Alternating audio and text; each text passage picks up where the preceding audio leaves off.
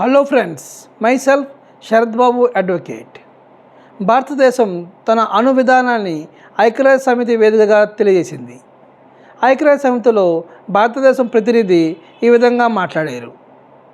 India is a responsible nuclear weapon state and as per its nuclear doctrine is committed to maintain credible minimum deterrence with the posture of no first use and non-use against non-nuclear weapon state.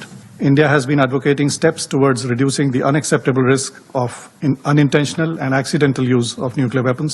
Nuclear weapons continue to pose the gravest danger to humanity. India remains firmly committed to the goal of universal, non-discriminatory and verifiable nuclear disarmament within a specified time frame. Mr. President, progress towards the goal of nuclear disarmament requires a climate of mutual trust and confidence in the international community. India stands ready to work with all countries towards the objective of creating a world free of nuclear weapons. Thank you, Mr. భారతదేశం ప్రపంచానికి ఏం విషయం అనుకుందంటే, అణువాయుధం మొట్టమొదటిగా మేము ఉపయోగించము. అణువాయుధం అనేది మేము మొట్టమొదటిగా బయటకు తీయము. మా దేశం మీద ఎవరైనా అణువాయుధం ఎక్కువ పెడతారని ప్రమాదం ఉంటే కానీ అణువాయుధం మేము ఎక్కువ పెట్టము అనే విషయాన్ని చాలా క్లియర్గా చెప్పింది.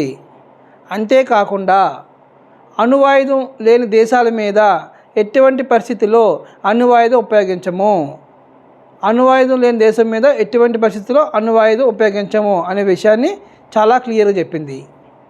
ఐక్యరాజ్య సమితి పర్మనెంట్ దేశాలు అయినటువంటి China, America, Russia, France, England వాళ్ళు ఏమంటున్నారంటే, అణువాయుధం అన్నది వాళ్ళ దేశాల దగ్గర ఉంటే భద్రత, మిగతా ఏ దేశంలో కూడా భారతదేశంతో పాటు ఏ దేశంలో కూడా ఉండకూడదని ఒక పక్క నుంచి గట్టిగా వాదిస్తున్నారు.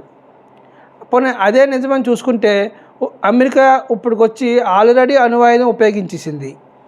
రష్యా అణువాయుధాన్ని ఉపయోగిస్తారని ప్రపంచాన్ని భయపడుతుంది. అలాంటి ఈ దేశాల దగ్గర ఉంటే భద్రత ఏంటి, మిగతా దేశాల దగ్గర ఉంటే భయం ఏంటి? ఒక విధంగా మినిమం క్రెడిబిలిటీ న్యూక్లియర్ వెపన్స్ ఖచ్చితంగా ప్రతి దేశం దగ్గర ఉండాలి. ఎందుకంటే మినిమం క్రెడిబిలిటీ న్యూక్లియర్ గ్రీవెన్స్ లేకపోతే ప్రతి దేశం దడిపిస్తుంది. మన దగ్గర అణు ఆయుధం అనే శక్తి ఉంటే మిగతా దేశాలు కొంచెం వెనకడుగు వేస్తారు. అదే భారతదేశం పెద్ద ప్రజాస్వామ్యం లాంటి దేశంలో అణు ఆయుధం శక్తి లేకపోతే చైనా లాంటి దేశాలు భయపడడానికి చాలా ఈజీ ఆస్కారం. ఇంకో చేత న్యూక్లియర్ టెర్రరిజం, ఇది చాలా ప్రమాదకరమైన విషయం. ఇప్పుడు వచ్చి అణువాయుధం అనేది ఏ దేశాలు ఆ దేశ ప్రభుత్వ సంస్థలే నిర్వహిస్తుంది. ఇస్రో, బాబా అటామిక్ రీసెర్చ్ సెంటర్ లాంటి సంస్థలు, నాసా లాంటి సంస్థలు ఆ దేశాలు ప్రభుత్వ సంస్థలే నిర్వహిస్తుంది. కానీ ఇది టెర్రరిజం చేతిలోకి వెళ్తే మాత్రం ఎటువంటి ప్రమాదం దారితీస్తుందో ఎవరు ఊహించలేరు. అంతేకాకుండా అణువాయుధాలు ఉండడం ఒక పని అయితే, అవి పొరపాటుగా ప్రమాదం సైతం పేలినా కూడా అది చాలా ప్రమాదం. So prevention of non use of atomic energy.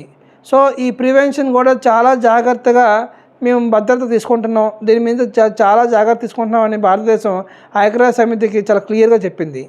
అంతేకాకుండా అణుబాంబుకి కావాల్సిన ముడిసరుకుని కూడా భద్రపరచుకోవడం, రిజర్వ్ చేసుకోవడం చాలా అవసరం. ఈ ముడిసరుకు మేము చాలా రిజర్వ్ చేసుకుంటున్నామని చెప్పి క్లస్టర్ క్లియర్గా చెప్పినది.